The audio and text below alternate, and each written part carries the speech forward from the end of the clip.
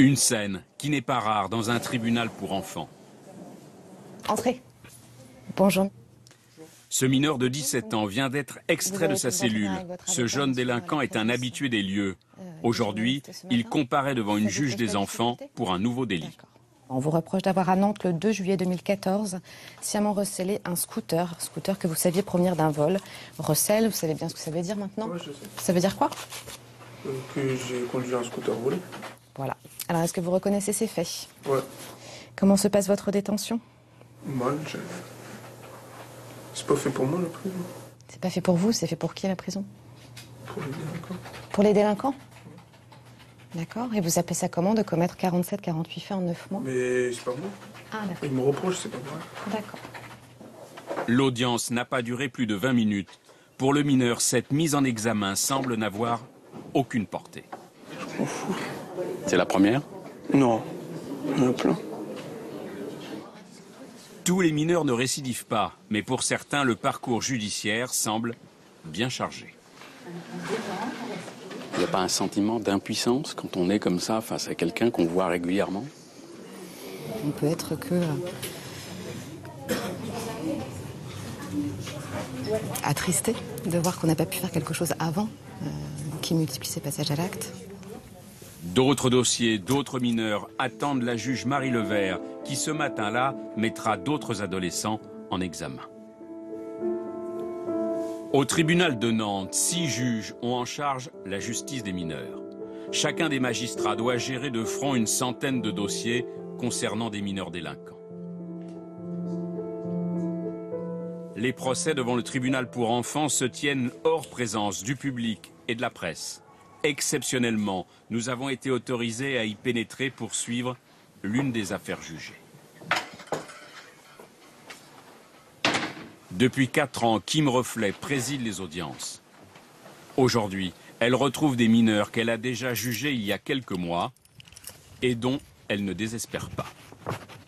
Non, pas forcément. Aussi un espoir que depuis le mois de juin, il se soit passé des choses dans le parcours de ces jeunes, parce que notamment l'un que j'ai vu au moment de son jugement au mois de juin, ça allait mieux. Il y avait un projet de formation. L'audience du tribunal pour enfants est ouverte. Veuillez vous asseoir.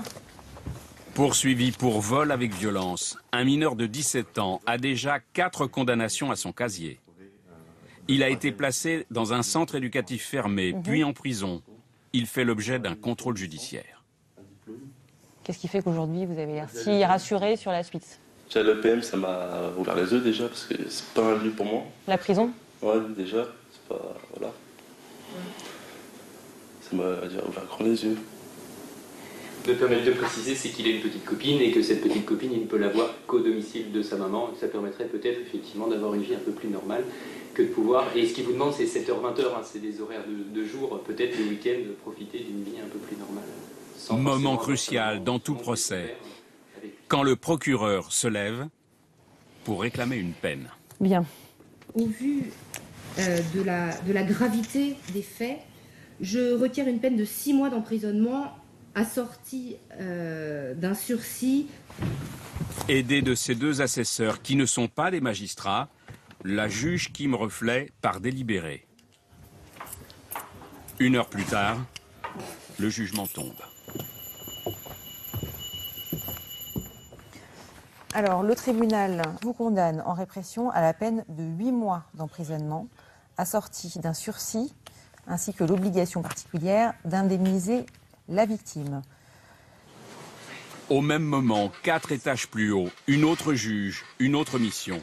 Plus question de délinquance, mais d'enfance en danger, qu'il faut placer sous assistance éducative.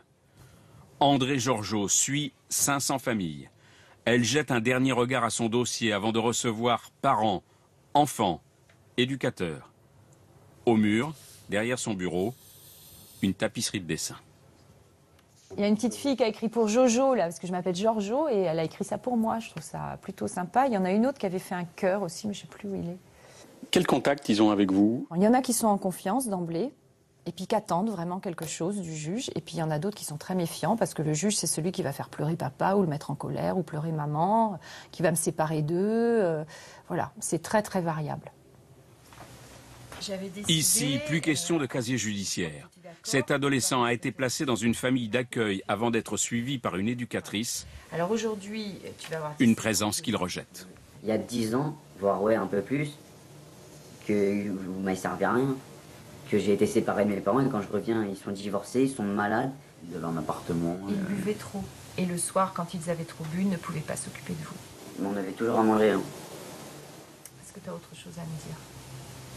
Bah non, puisque comme je vous ai dit, que je vous dise n'importe quoi comme là, c'est vous qui prenez la décision. Entendu à leur tour, ses parents tentent de le convaincre du bien fondé du suivi éducatif. Nous, si on a demandé, moi c'est pour encore un soutien. Si tu veux, c'est presque personnel pour papa et maman. Papa est pas bien, moi, il m'arrive un peu pas. Ok. On va pas aller plus loin là-dessus. Je renouvelle la mesure jusqu'à votre majorité. Voilà. Le juge, c'est quelqu'un qui t'aide? C'est pas quelqu'un que j'aime. Elle t'a expliqué pourtant que c'était pour ton bien, que... Mais ça, c'est le blabla habituel, ça. Une journée ordinaire s'achève au tribunal pour enfants de Nantes. Demain, d'autres mineurs viendront, attendront leur tour dans la salle d'attente, pour être jugés ou pour être protégés.